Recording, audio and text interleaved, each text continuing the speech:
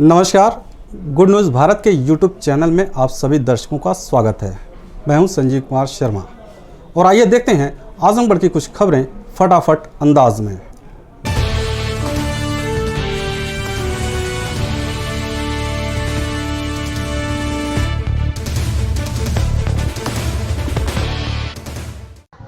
आजमगढ़ जिले में आ रहे श्रमिकों में संक्रमितों की बढ़ती संख्या को देखते हुए शासन के निर्देश पर लगभग 1180 बेड का L1 जगह बनाया जा रहा है। इस बात की जानकारी देते हुए जिलाधिकारी नागेंद्र प्रसाद सिंह ने बताया कि 1180 बेड का L1 के साथ तरमा स्थित 100 शैय्या युक्त हॉस्पिटल में 100 बेड का L2 के रूप में कन्वर्ट करने की प्रक्रिया जारी है। चक्रपानपुर स्थित मेडिकल कॉलेज में L3 के रूप में पहले से ही सक्रिय है। इसके साथ ही अतरौलिया स्थित 100 शैय्या युक्त अस्पताल में 8 बेड का L2 के रूप में महिलाओं के लिए बेड आरक्षित है। यहां उन महिलाओं को भर्ती किया जाएगा जिनमें कोरोना के लक्षण पॉजिटिव पाए जाएंगे। इसके साथ ही अन्य 100 बेड महिलाओं के लिए स्पेशल L1 के लिए आरक्षित रहेंगे। जिलाधिकारी ने बताया कि जिला अस्पताल में पूर्ण रूप से नॉन कोविड हॉस्पिटल के रूप में रहेगा। श्रमिकों के आवागमन को देखते हुए और उनमें लक्षण और संक्रमण की संभावनाओं को देखते हुए शासन के निर्देश पर L1, L2 की अधिक से अधिक जगहें और बेड की व्यवस्था की गई है। लगभग 1180 बेड L1 के लिए उपलब्ध होंगे। 100 बेड जो तरवा का है उसको L2 के रूप में कन्वर्ट करने के लिए प्रोसेस जारी है। 100 राजकीय मेडिकल कॉलेज में L3 के रूप में ऑलरेडी फंक्शनल है। इसके अतिरिक्त अतरौलिया का जो हॉस्पिटल है उसमें 8 रूम महिलाओं के लक्षण युक्त पॉजिटिव पाए जाने पर L2 के रूप में और अन्य जो बेड हैं लगभग 100 वो महिलाओं के लिए एक्सक्लूसिव L1 के लिए उपलब्ध होंगे और डिस्ट्रिक्ट हॉस्पिटल को पूर्णतः नॉन कोविड हॉस्पिटल के रूप में रखा जाएगा। आजमगढ़ जिले में फिल्म में काम दिलाने के नाम पर 10 लाख की धोखाधड़ी के मामले में पीड़ित ने रानीसराय में केस दर्ज कराया है। बता दें कि सिधारी थाना क्षेत्र के सरफुद्दीनपुर निवासी मनोज कुमार ने आरोप लगाया है कि लोखंडवाला कॉम्प्लेक्स अंधेरी मुंबई निवासी प्रन्ना कोठारी सहित 4 लोगों ने 10 माह पूर्व फिल्म में काम दिलाने के नाम पर उससे रानी की सराय स्थित चेक पोस्ट पर बुलाकर 10 लाख रुपए लिए। काफ़ी समय बीत जाने पर काम जब नहीं मिला तो पीड़ित पैसा वापस मांगने लगा तो पैसा वापस नहीं कर रहे हैं। पीड़ित की तहरीर पर रानी की सराय पुलिस ने रिपोर्ट दर्ज कर जाँच शुरू कर दी है। आजमगढ़ जिले में कोरोना पॉजिटिव मरीजों की पुष्टि होने के बाद जिले के विभिन्न तहसीलों के अंतर्गत 22 स्थानों को कंटेनमेंट जोन घोषित किया गया है। डीएम नागेंद्र प्रसाद सिंह ने बताया कि संबंधित स्थानों व राजस्व गांवों में कंटेनमेंट जोन प्रोटोकॉल का 100% अनुपालन सुनिश्चित किया जाएगा, जिसमें कॉन्टैक्ट ट्रेसिंग चिकित्सा अधिकारी द्वारा किए गए रिस्क निर्धारण के आधार पर व्यक्तियों को होम व शेल्टर होम में क्वारंटाइन किया जाना है। नेतपुर और जियापुर दक्षिणी गांव में कोरोना संक्रमित मरीजों की संख्या अधिक होने से अधिक सतर्कता बरती जाएगी। अब तक कुल 22 कंटेनमेंट जोन हैं बनाए गए हैं। अधिकांशतः मजरे हैं। राजस्व ग्राम भी पूरा नहीं है क्योंकि एक से अधिक केसेस बहुत कम जगहों पर हैं। सबसे अधिक जो कंटेनमेंट जोन के रूप में प्रशासन के लिए सावधानी और चुनौती है वह जियापुर दक्षिणी और नेतपुर है, जहां पर पॉजिटिव पाए जाने के बाद डोर टू डोर सर्वे और कांटेक्ट ट्रेसिंग के बाद सैंपल जाने पर वहां पर ज़्यादा संख्या में लोग मिले हैं पॉजिटिव। इसलिए वहीं पर कंटेनमेंट जोन के जो मेन प्रोटोकॉल है उसको उन 2 जगहों पर ज़्यादा फोकस्ड वे में काम हो रहा है। आजमगढ़ जिले के रानीसराय थाना क्षेत्र के सेमराहा गांव में MBBS के नाम पर 35 लाख की धोखाधड़ी के मामले में पीड़ित ने 2 लोगों के खिलाफ केस दर्ज कराया है। बता दें कि सेमराहा गांव निवासी सिकंदर यादव के पुत्र अमित यादव दिल्ली के उत्तम नगर में रहकर नीट की तैयारी कर रहा था। इस दौरान RB भूषण नामक व्यक्ति ने फ़ोन कर अमित से MBBS में सीधे प्रवेश कराने का लालच दिया। अमित ने शुल्क के संबंध में अपने पिता से बात करने को कहा। अमित से पता लेकर RB भूषण चंदन उर्फ परिचित पुत्र बलवंत निवासी अक्षय सोसाइटी संत तुकाराम नगर पपीरी पुणे महाराष्ट्र तथा विनय भूषण पुत्र गोविंद यादव निवासी करुआ वार्ड रामपुर थाना सिमरी बख्तियारपुर सरौजा नगर चोपरन बिहार के साथ सिमराहा गांव पहुंचकर सिकंदर यादव से बात की। 35 लाख में MBBS में सीधे दाखिले दिलाने की बात तय हो गई। सिकंदर ने 6 लाख रुपए नगद दिया। इसके साथ ही ई-कैरियर इवेंट नामक बचत खाता में उसने विभिन्न किस्तों में UBI सेटवल से कुल 29 लाख ट्रांसफ़र कर दिया। काफ़ी समय बाद जालसाजों से संपर्क नहीं हुआ तो धोखाधड़ी का अंदेशा हुआ। जब पैसे की मांग करने लगे तो जालसाज उन्हें धमकी देने लगे। पीड़ित ने DIG व पुलिस कप्तान से गुहार लगाई। साथ ही रानीसराय थाना प्रभारी रामायण सिंह ने बताया कि चंदन उर्फ परिचित सहित 2 लोगों के विरुद्ध रिपोर्ट दर्ज कर घटना की जांच शुरू कर दी गई है। आजमगढ़ जिले में 30 मई को गोरखपुर मेडिकल कॉलेज से आई 158 लोगों की कोरोना जांच रिपोर्ट सभी निगेटिव आई है। जिलाधिकारी नागेंद्र प्रसाद सिंह ने इस बात की जानकारी दी। जिलाधिकारी ने बताया कि 21 और 22 मई को जो जांच के लिए सैंपल गोरखपुर मेडिकल कॉलेज भेजा गया था उसका रिपोर्ट शनिवार को आया है। 158 लोगों की जांच रिपोर्ट नेगेटिव आई है। इस प्रकार जिले में अब तक कुल 88 संक्रमित मरीज मिले हैं, जिनमें से 9 ठीक होकर डिस्चार्ज हो चुके हैं जबकि 2 की मौत हो चुकी है। इस वक्त 77 कोरोना पॉजिटिव मरीज सक्रिय हैं, जिनका इलाज चक्रपानपुर स्थित मेडिकल कॉलेज में चल रहा है। बता दें कि पिछले 2 दिनों से जांच रिपोर्ट पॉजिटिव आने से जिला प्रशासन में हड़कंप की स्थिति बनी रही, लेकिन शनिवार का दिन राहत भरा रहा क्योंकि रिपोर्ट सभी निगेटिव आई है। 21 और 22 के कुछ लगभग 158 आज रिपोर्ट्स लैब से आई हैं सैंपल की। वो 158 सभी नेगेटिव हैं। अभी तक कुल जो भी सैंपल आए उसमें से 88 पॉजिटिव पाए गए थे, जिसमें 77 लोग एक्टिव हैं जिनका उपचार चल रहा है। आजमगढ़ जिले में पिछले 24 घंटे में परिवहन निगम की बसों से विभिन्न राज्यों व जिलों से कुवैत से 11 प्रवासियों सहित 2197 लोग जिले में आए हैं। जिलाधिकारी नागेंद्र प्रसाद सिंह ने बताया कि वाराणसी, जौनपुर और गोरखपुर तक ट्रेन के बाद बसों से आजमगढ़ रोडवेज भेजे गए सभी प्रवासियों को ब्रेकफास्ट व लंच पैकेट दिया गया।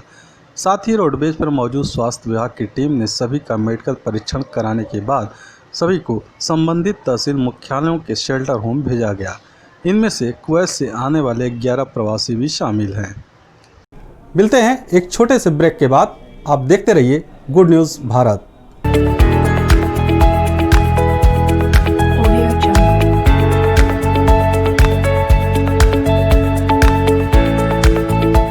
ब्रेक के बाद एक बार फिर आपका स्वागत है। आइए देखते हैं आजमगढ़ की खबरें फटाफट अंदाज में। हिंदी पत्रकारिता दिवस के अवसर पर आजमगढ़ जिलाधिकारी नागेंद्र प्रसाद सिंह ने सभी पत्रकार बंधुओं को शुभकामनाएं दी हैं। इस अवसर पर उन्होंने कहा कि किसी भी लोकतंत्र की आत्मा स्वतंत्र पत्रकारिता है। पत्रकारिता ही जनता और राजसत्ता के मध्य सूचनाओं के लिए सेतु का काम करती है। पत्रकारिता ही सदैव व्यवस्थाओं से जुड़े लोगों को सजग, सतर्क और जागरूक करती है।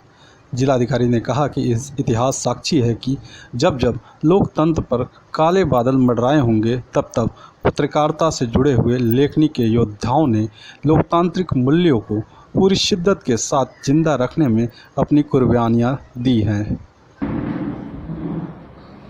मैं पत्रकारिता दिवस पर सभी पत्रकार बंधुओं को, बहनों को और चूँकि पूरा समाज पत्रकारिता जगत से सीधा प्रभावित होता है, इसलिए उन सभी को हृदय के अभ्यंतर से इस दिवस की शुभकामना संप्रेषित करता हूँ। किसी भी लोकतंत्र की आत्मा स्वतंत्र पत्रकारिता है। पत्रकारिता ही जनता और राजसत्ता के मध्य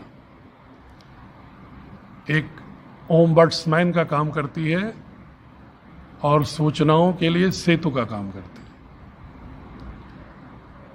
पत्रकारिता सदैव व्यवस्था से जुड़े हुए लोगों को सतर्क करती है, सजग करती है, जागरूक करती है।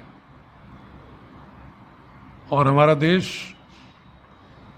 लोकतांत्रिक मूल्यों की ओर इसीलिए निरंतर अग्रसरित है कि इतिहास साक्षी है कि जब जब लोकतंत्र पर कभी बादल काले मंडराए होंगे तो पत्रकारिता से जुड़े हुए लेखनी के योद्धाओं ने लोकतांत्रिक मूल्यों को पूरी शिद्दत के साथ जिंदा रखने में अपनी कुर्बानियां दी।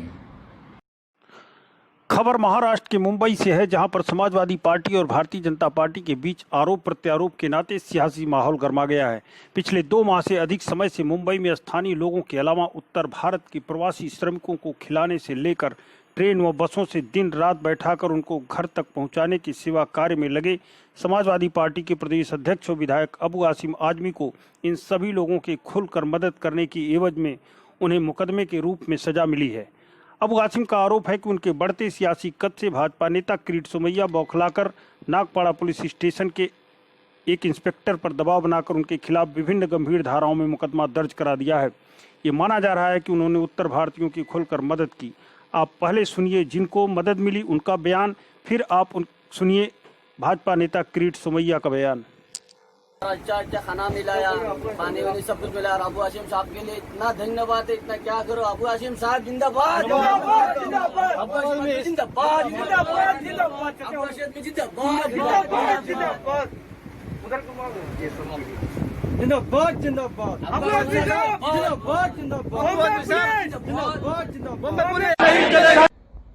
कल रात को मुंबई सेंट्रल रेलवे स्टेशन के पास सत्ताधारी पार्टी का नेता विधायक लोगों को भड़काते हैं और एक महिला पुलिस अधिकारी को बाप के ऊपर से बोलते हैं और ठाकरे सरकार। हालांकि विधायक अबू आसिम आजमी के कड़े तेवर और महिला इंस्पेक्टर के खिलाफ प्रवासी मजदूरों को रिश्वत देने पर मजबूर करना, उनके साथ दुर्व्यवहार, ट्रेन और बसों का मिसमैनेजमेंट की शिकायत पर कार्रवाई की मांग की। उनकी इस शिकायत पर महिला इंस्पेक्टर को थाने से हटा दिया गया है। इस पूरे मामले पर विधायक अबू आसिम आजमी ने मुंबई के उन पुलिसकर्मियों को इस लॉकडाउन पीरियड में बेहतर कार्य करने के लिए शाबाशी दी, लेकिन नागपाड़ा पुलिस स्टेशन के एक महिला इंस्पेक्टर की गलत बयानबाजी की सच्चाई से जनता को अवगत कराया है। आप सुनिए उस बयान को। तो रिस्पांस में मुझे बहुत गलत बात करेंगे तो फिर मैं आपसे गलत बात भी करता हूं। मैंने कभी किसी पुलिस अफसर के साथ बदतमीजी नहीं किया। यकीन जानिए, मैं हवलदार को भी मिलता हूं तो सलाम करता हूं।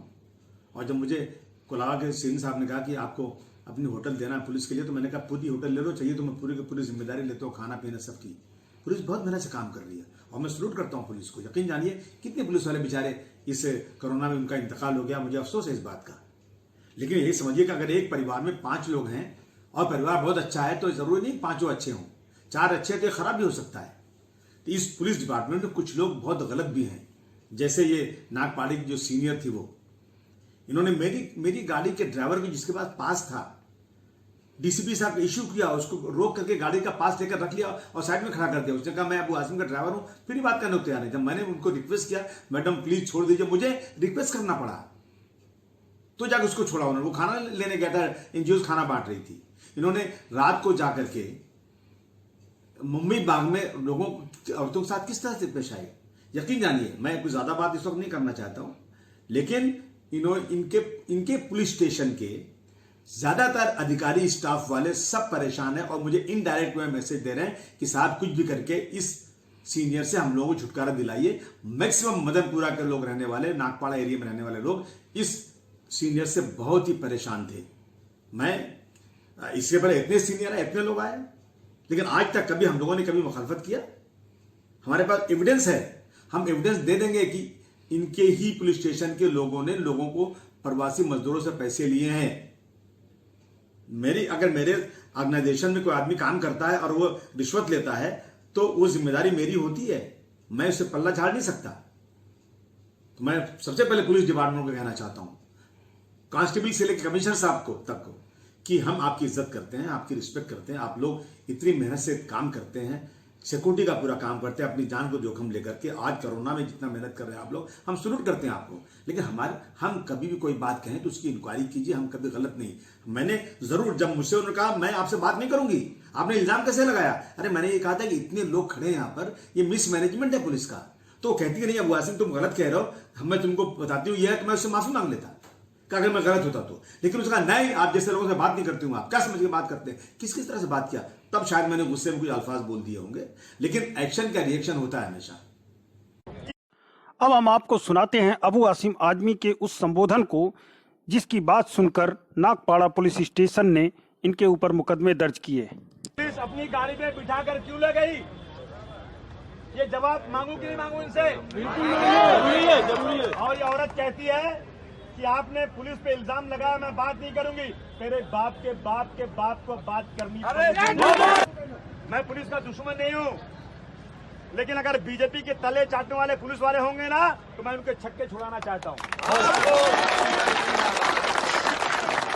एक बार हमने देख लिया, लोगों ने मना किया, समझाया, हमने हाथ जोड़ा आ किसी चौराहे पर, 3 घंटे अंदर बैठे रहे, मना किया जाने दो, खत्म करो। लेकिन इसका दिमाग खराब हो गया। कितने लोग खड़े हो आप लोग बताओ मुझे, एक आदमी भी इसमें से, कि ये मिसमैनेजमेंट है कि नहीं? कितने लोग सोए हैं सड़क के ऊपर। इसी तरह बीते 16 मई को जब वो प्रवासी श्रमिकों को स्टेशन छोड़कर वापस हो रहे थे, तो हजारों श्रमिकों ने महाराष्ट्र की उद्धव ठाकरे सरकार, मुंबई पुलिस और अबू आसिम आजमी के पक्ष में जिंदाबाद के नारे लगाए। तो इसे भी उनके विरोधियों ने वीडियो में छेड़छाड़ करके और पाकिस्तान जिंदाबाद जैसे वॉइस ओवर डालकर माहौल को खराब करने की कोशिश की। उस दौरान भी अबू आसिम ने उनको करारा जवाब दिया और सरकार से उस क्लिप की गहराई से जांच करने की मांग की। अबू आसिम आजमी ने 28 मई को अन्य प्रदेशों के श्रमिकों की भी सहायता कर 9:30 बजे रात में कुर्ला मुंबई से हुजई आसाम के लिए 1980 श्रमिकों को अपने प्रयास से ट्रेन का बंदोबस्त करके उन्हें उनके प्रदेश आसाम भेजा। आपको बता दें कि देश के अंदर कोरोना महामारी के प्रकोप सबसे ज़्यादा असर मुंबई में देखने को मिला। यह सच है कि इस महामारी का मुंबई की आर्थिक गतिविधियों पर असर पड़ा, जिससे सबको परेशानी उठानी पड़ी। लेकिन सबसे ज़्यादा असर यूपी, बिहार, आसाम सहित अन्य बाहरी प्रांत से आए उन श्रमिकों पर पड़ा है, जो अपना घर बार छोड़कर रोजी रोटी के लिए कई वर्षों से मुंबई की झोपड़पट्टी से लेकर सड़कों पर अपना जीवन यापन कर रहे थे। और इन उत्तर भारतीयों की आवाज़ उठाने वाले एकमात्र नेता अबू आसिम आजमी ही हैं, जो इनके हर दुख सुख में इनके साथ खड़े रहते हैं। शायद यही वजह है कि इसी के चलते कई बार से अपने इलाके से जनता का प्रतिनिधित्व करते हैं। जिंदाबाद जिंदाबाद जिंदाबाद जिंदाबाद।